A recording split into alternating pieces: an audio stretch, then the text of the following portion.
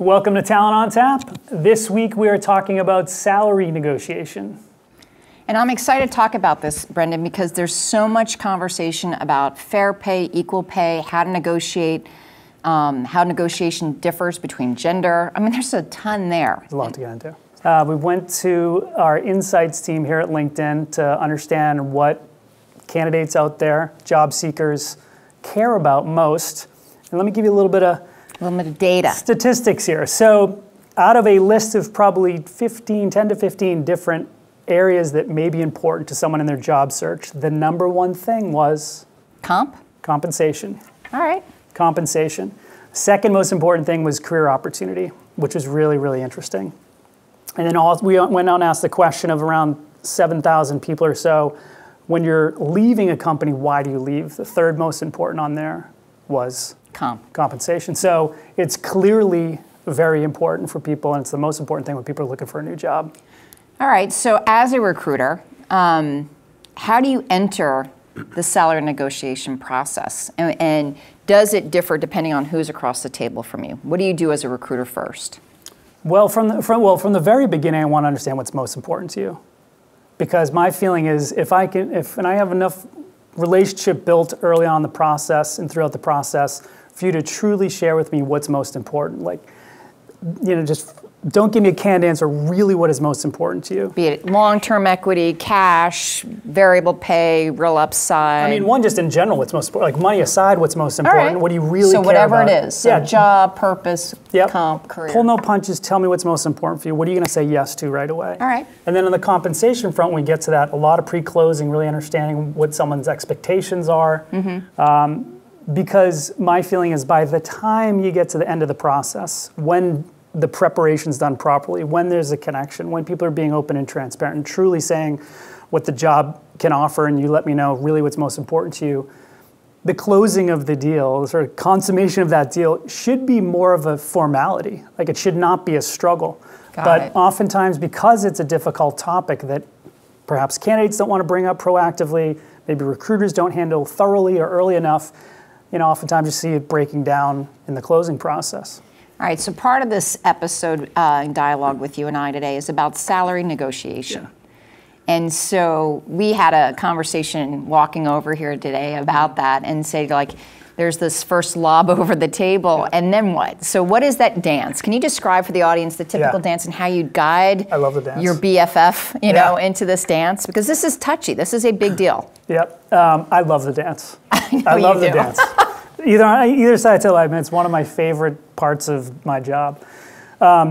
So I would say in the maybe world today, and definitely the world we're coming out of, I think we're entering into a new world of transparency. Yeah. We can get into that. So sort of looking backwards, or today, what I would advise is always negotiate. Always negotiate. So let's break this down. So you've got three components to negotiate against, right? So benefits packages are pretty standard. You're not going to negotiate that. But you got base pay, you got a bonus opportunity perhaps. Most companies do nowadays. And then you might have a long-term incentive plan like equity. Do you negotiate all three? How far? How, or just leverage one? I mean, what does that dance start like, and what is reasonable? Because as a candidate, you don't want to start the dance wrong either, right? So how do you balance that in the conversation? You got to go back to what's really most important to you. All right. What's going to make you happy? Okay. You get all the money in the world and be miserable, and it's not a good equation. That's not a good job. So get clear on that and keep that front of mind. All right. And then on compensation, you need to know, like, you gotta live. You need to make sure your standard of living is maintained and you're okay. You're not going to put yourself in a rough financial spot. And then really think of those components. What is most important to you? I mean, I see a lot of people, hey, I really need 5K more. Really? Do you really need 5K more? I mean, you're missing an opportunity to maybe ask for some more equity where that could turn into 10 times 5K. So I think you really got to be thoughtful. My personal advice would be always, always, always take equity or any type of, wealth generating mechanism. A multiplier effect. A multiplier. You're foolish not to, and you won't win every time in the long term. But I would advise that.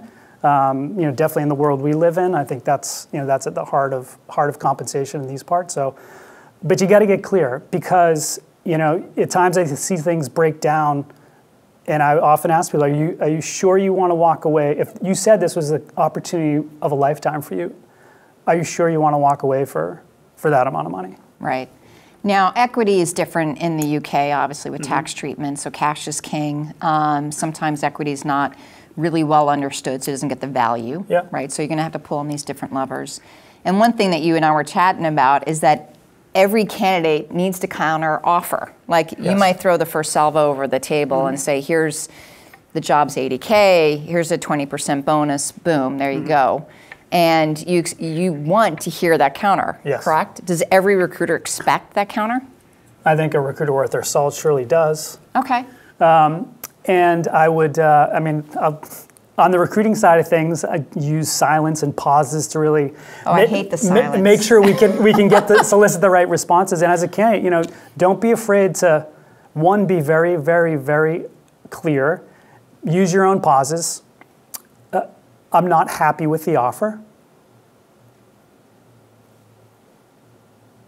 And don't talk. Whoever talks first loses. I know. So and they'll probably say, okay, what do you say? I would be really, always remind them if you're in that position. I'm excited about the opportunity. I'm excited to work with you.